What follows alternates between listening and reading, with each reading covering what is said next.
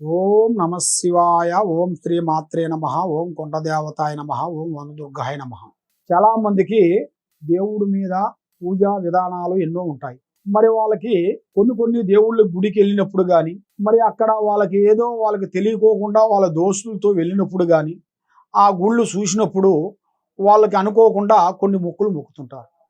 కొన్ని పనులు కాకోకుండా, పెళ్ళిళ్ళు కాకోకుండా, సంతానం కాకోకుండా, ఉద్యోగం రాకోకుండా, సంతానం రాకోకుండా చాలామందికి ఇలాంటి బాధలు పడుతుంటారు. చాలామంది వాళ్ళు మరి ఉద్యోగం రావాలని భగవంతుడికి మనస్ఫూర్తిగా దండం పెట్టుకుంటూ కొన్ని మొక్కులు మొక్కుతారు. తప్పకుండా నాకు ఉద్యోగం వస్తే తప్పకుండా నీ కొండకు వస్తానని మొక్కుతారు. అలా వాళ్ళు మొక్కిన తర్వాత వాళ్ళకి కొన్ని కారణాల వల్ల కొన్ని పనులు బీజీల వల్ల కొన్ని భగవంతుడు పూజా విధానాలు కొన్ని మతిమరిచిపోతుంటారు. కొన్ని మొక్కులు మొక్కిన తర్వాత ఆ మొక్కులు మనం తీర్చుకోకుండా ఉంటే ఏమవుతుంది అనేది చాలా మందికి సందేహాలు. కాబట్టి మనం మొక్కులు మొక్కుతాం కాబట్టి దాన్ని అమలు చేయకోకుండా ఎంతో మంది ఎన్నో విధానాలుగా ఉన్నారు జనాలు. మరి ఆ విధంగా చేయకోకుండా ఉంటే ఏమన్నా ప్రమాదమా, చికాకుల, ఇబ్బందా అనేది చాలా మందికి చాలా సందేహాలు చాలా ఉన్నాయి. కాబట్టి మనం ఒక కోరిక కోరినప్పుడు ఆ కోరిక మనకి సక్సెస్ అయినప్పుడు మనకి తప్పకుండా ఆ కోరిక గురించి మనం భగవంతుడికి ఆ మొక్కులు మనం చెల్లిస్తాం. అది చెల్లిస్తేనే ఆ భగవంతుడు మనకి అన్ని విధానాలుగా ఆరోగ్యాలు, మనశ్శాంతి కానీ, కుటుంబంలో పనులు కానీ, భార్యాభర్తల్లో గొడవలు చికాకులు కానీ, మరి వ్యవసాయంలో కానీ, ఉద్యోగంలో కానీ, రాజకీయంలో కానీ, చేసే రియల్ ఎస్టేట్లో కానీ, వాళ్ళు చేయాల్సిన పనులు కూడా అభివృద్ధిగా వచ్చే మార్గాలు కూడా చాలా వరకు కనబడుతున్నాయి. మరి వాళ్ళకి అనుకోకుండా ఆ మొక్కులు మొక్కిన తర్వాత వాళ్ళకి తెలియకోకుండా మతిమరిచి వాళ్ళు ఎన్నో బాధలు పడుకుంటూ ఉంటారు.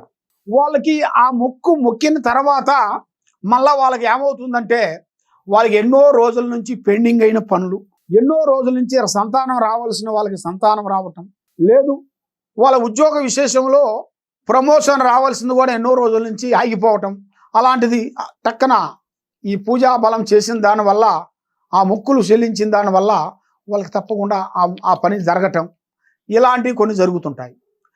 మరి వాళ్ళు మతిమరిచిన తర్వాత వాళ్ళకి అనుకోకుండా జ్ఞాపక శక్తి లేకోకుండా అనుకోకుండా మతిమరిస్తే దానికి ఎవరు ఏ ఇబ్బందులు అనేది ఏమి ఉండవు. అంటే దానికి ఏ ఇబ్బందులు ఉండవు, దానికి ఏం సమస్య అనేది ఉండదు.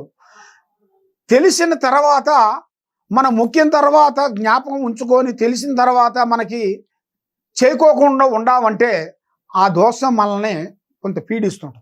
ఆ దోషం వల్ల కొన్ని పనులు కాకోకుండా, మనశ్శాంతి లేకోకుండా, మానసికంగా ఇబ్బంది పడుతూ లేనిపోయిన సమస్యలు కూడా కొన్ని వస్తుంటాయి.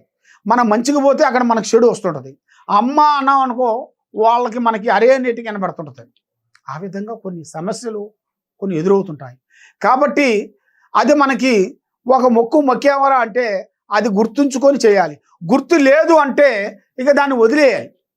గుర్తు లేదు కాబట్టి ఇక దాన్ని వదిలేసి మీరు చేయాల్సిన పూజా బలాలు, మీరు చేసే పూజలు, మీరు చేసే పనులు, మీరు చేయాల్సిన కార్యక్రమాలు అవి మీరు చేసుకుంటూ పోతే మీకు తప్పకుండా ఆ భగవంతుడి దయ వల్ల మీకు విజయం అనేది కలుగుతుంది.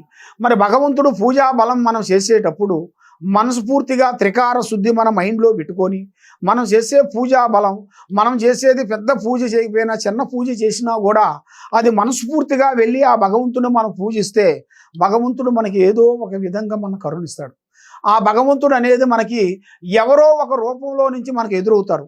భార్య రూపంలో, పిల్లల రూపంలో, కుటుంబ రూపంలో, లేదా స్నేహితుల రూపంలో మనకు వచ్చి సహకారం చేసి తప్పకుండా మనల్ని ముందుకు తీసుకొని వెళ్తాడు.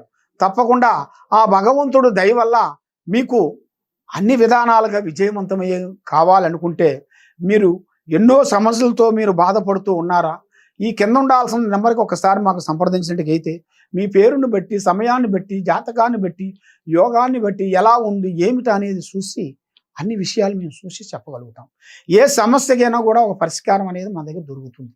కాబట్టి మీ సమస్య మొత్తం తీరాలంటే తప్పకుండా ఈ కింద ఉండాల్సిన నెంబర్కి సంప్రదించండి. సర్వో జనా సుఖినో భవంతు. ఓం నమ శివాయ నమః.